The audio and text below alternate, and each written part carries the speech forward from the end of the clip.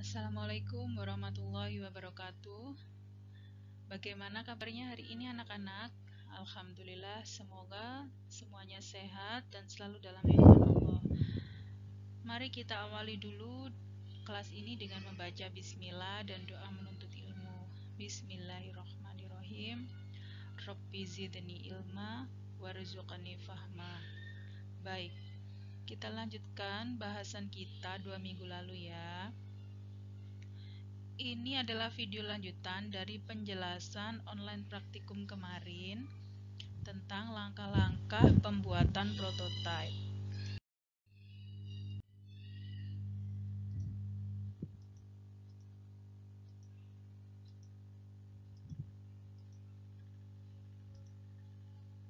Oke. Langkah yang kedua adalah 3D modeling atau designing.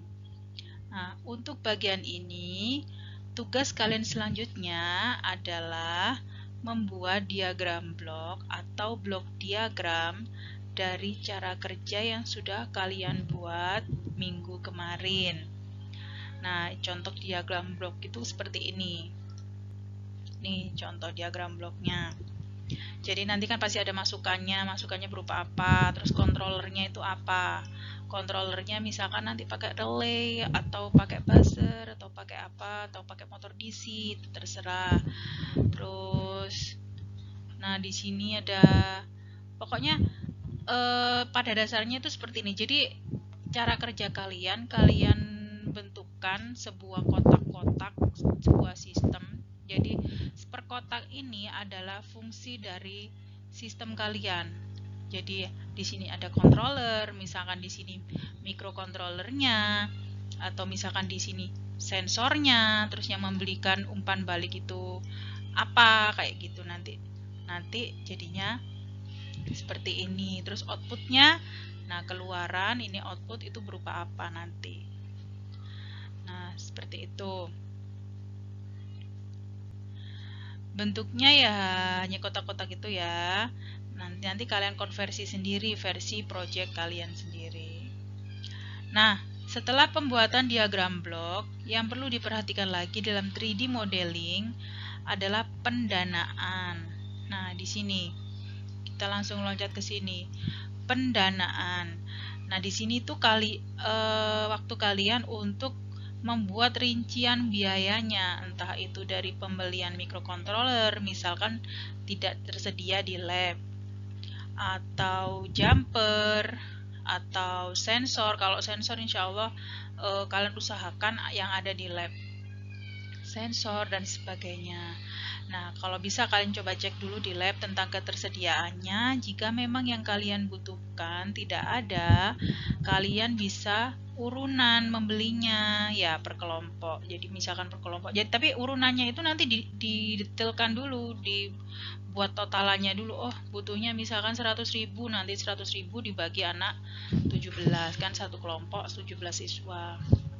Seperti itu, sedetail mungkin. Nah, kalau misal untuk kotak sistemnya itu ada yang punya kotak, maksudnya tatakan tempat dari sistem itu, tempat dari microcontroller, tempat kalian menempelnya itu loh. Nah, itu ada yang punya dan ikhlas memberikannya untuk kelompok, untuk memakainya, ndak usah pakai biaya, itu kan lebih bisa meringankan lagi gitu. Terus dia pokoknya intinya misalkan di sistem ini ya, nah ini untuk beli gelas ukurnya itu berapa, terus ini sensor ini probe, ini kayaknya probe temperatur ini ya berapa, microcontrollernya berapa, Uno kalau Uno banyak kan, misalkan kalian pakai Uno masih banyak di lab, terus ininya berapa kayak gitu. Itu nanti kalian rinci sedetail mungkin pokoknya, atau biaya ngeprint, biaya apa itu kalian pikirkan. Jadi benar-benar di sini tuh ada perencanaannya kayak gitu. Terus nah setelah itu kalian setelah pendanaan ini selesai dari 3D modeling ini, kalian mulai bekerja secara berkelompok. Ya, maksudnya dari kemarin itu sudah bekerja secara berkelompok, tapi ini sudah mulai kalian mengerjakan hardware-nya. Terus nanti jangan lupa selain hardware atau misalkan ngelem Uno atau ngelem Android MCU di tatakannya, nanti juga ada yang bagian program. Nah, bagian programmingnya seperti apa, skripnya seperti apa. Terus ada juga yang bagian server. Di server ini pakai yang gratis aja nanti servernya. Misalkan pakai web server, misalkan pakai Blink atau ThinkSpeak, itu terserah kalian, atau coba bikin yang seperti yang kemarin, yang di video kemarin itu pakai web server sendiri, terserah. Itu kalian diskusikan di kelompok kalian sendiri, itu terserah kalian. Terus untuk tampilannya, nah nanti kan di tugasnya ini itu kan ada tampilannya ya nanti untuk web server. Nah, untuk tampilannya gimana, Bu? Tampilannya di mana? Nah, tampilannya itu ada pakai HP atau pakai laptop. Salah satu, kalian pilih salah satu aja. Misalkan kalian menampilkan sistem IoT menggunakan interface-nya Android HP. Ya sudah, pakai HP aja, berarti nanti codingannya codingan ke HP. Kalau misalkan pakai desktop atau laptop, ya sudah pakai desktop. Nggak usah HP kayak gitu. Pilih salah satu aja. Nah, terus kesimpulan dari semua langkah-langkah itu, nanti pada akhirnya kalian akan mengumpulkan prototipe itu untuk diberikan ke lab untuk dipresentasikan. Maksudnya di sini itu nanti kalian kayak ya jangan diambil lagi gitu loh. Maksudnya itu ya sudah, kalau sudah kalian misalkan kalian bentuk sudah jadi, ya sudah buat ininya lab, buat koleksinya lab aja gitu, nggak usah dibawa pulang lagi gitu ya. Nah, kayak semacam sumbangan untuk lab gitu loh, Rek. Nah, outputnya apa dalam tugas besar ini, Bu?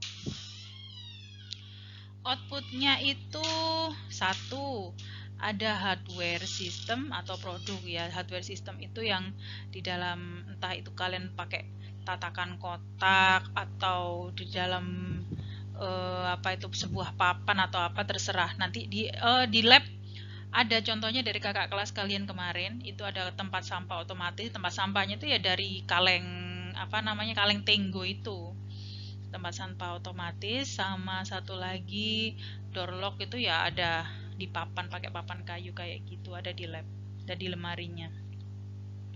Hardware dari sistem atau produk ini nanti pasti akan dikumpulkan. Nah, yang kedua ini adalah video demonstrasi. Maksudnya apa video demonstrasi? Nah, video demonstrasi ini nanti diedit, jadi bukan di akhir-akhir aja, tapi dari awal pembuatan hingga akhirnya. Nah, jadi diharapkan nanti dalam suatu kelompok itu ada bagian khusus atau siswa khusus, beberapa orang kayak gitu. Ini khusus mengerjakan tentang dokumentasi, jadi gambar bagaimana cara merangkainya, atau foto produknya, foto modulnya, foto microcontrollernya, nanti dijadikan satu, diedit. Nah, di akhirnya pada waktu demonstrasi, kalau sudah jadi, rangkaiannya sudah jalan, sistemnya sudah jalan, nah itu kalian buat videonya. Nah, diedit sekalian nih sama yang tadi itu, yang awal-awal itu tadi, kayak gitu. Dan yang terakhir adalah laporan tugas akhir, hard file dan soft file. Nah, laporan tugas akhir ini ya betul-betul dibentuk seperti laporan tugas akhir. Banyak contoh dari laporan maaf, banyak sekali contoh dari laporan tugas akhir. Nah, nanti ini dikumpulkan hard file, dijilid sama soft filenya, ini wajib. Nah, untuk mengerjakan ini semua, itu bukan kerjanya cuma satu orang aja, bukan koordinator aja, atau salah satu orang yang ditunjuk koordinator, bukan kayak gitu. Nah, nanti setiap kelompok itu koordinator harus betul-betul bisa membagi tugas secara merata untuk semua anggota kelompok. Hardware-nya siapa, terus software atau bagian programnya itu siapa, bagian server atau pembuatan servernya itu siapa, bagian laporan itu siapa, dokumentasi itu siapa. Nah, semuanya ini saya harapkan bekerja menjadi satu, bekerja bersama-sama dan saling berintegrasi. Jangan sendiri-sendiri. Ketika saya sudah nagih, misalkan di minggu ketiga dari pengerjaan tugas, saya nagih tentang laporan mana ini apa itu namanya, tentang gambar, apa itu nama, sketsa, terus laporan. Jadi laporan itu ya ada latar belakang, terus tujuan, manfaat. Nah, itu kan biasanya laporan kan bab 1 seperti itu, pendahuluan. Nah, terus bab 2 itu teori dasar, biasanya teori dasar dari komponen-komponen yang kalian buat di sistem kalian. Nah, bab 3 biasanya itu adalah perancangan sistem. Nah, perancangan sistemnya biasanya bab 3 itu. Jadi mulai dari flowchart-nya seperti apa, terus cara kerjanya kayak gimana. Jadi cara kerja itu kan penjelasan dari flowchart. Nah, blok diagramnya seperti apa, terus baru perangkaiannya itu kayak gimana. Nah, kayak gitu. Desainnya kayak seperti desain apa, sketsa, desain 3D. Nah, itu ada di bagian perancangan sistem seperti itu. Nah, di bagian laporan ini saya harap nggak cuma 1 atau 2 orang aja, tapi lebih dari 4 orang dengan tugas dan kewajibannya sendiri-sendiri. Jadi si laporan itu pun harus kalian breakdown lagi nanti.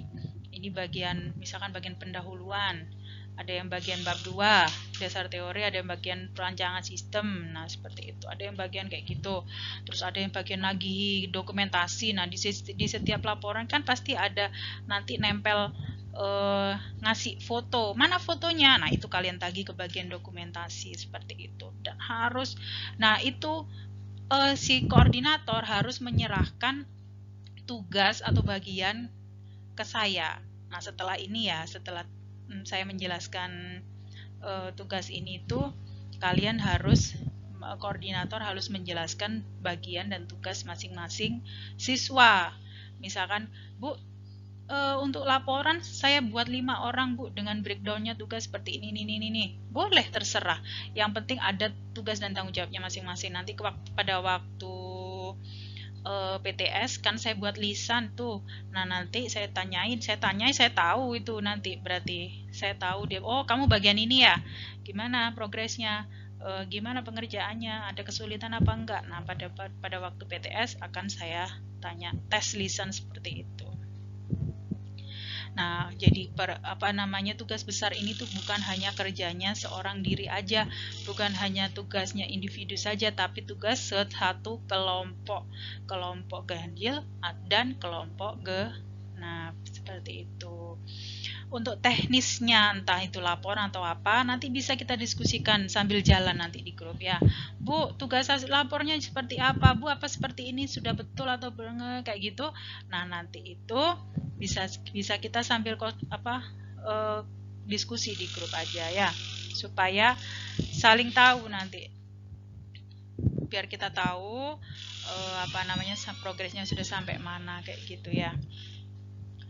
Oke. Itu saja dari saya. Selamat belajar sambil bekerja. Bekerja di sini itu adalah mengerjakan ini ya. Main-main aja, dianggap aja main-main aja, jangan dianggap suatu beban. Jadi kerjakan bareng-bareng. Kalau saya yakin kalau dikerjakan bareng-bareng akan lebih ringan daripada kalian ngerjakan sendiri, gitu ya. Oke. Saya akhiri dulu penjelasan saya hari ini. Terima kasih atas perhatiannya. Terima kasih sudah menyimak.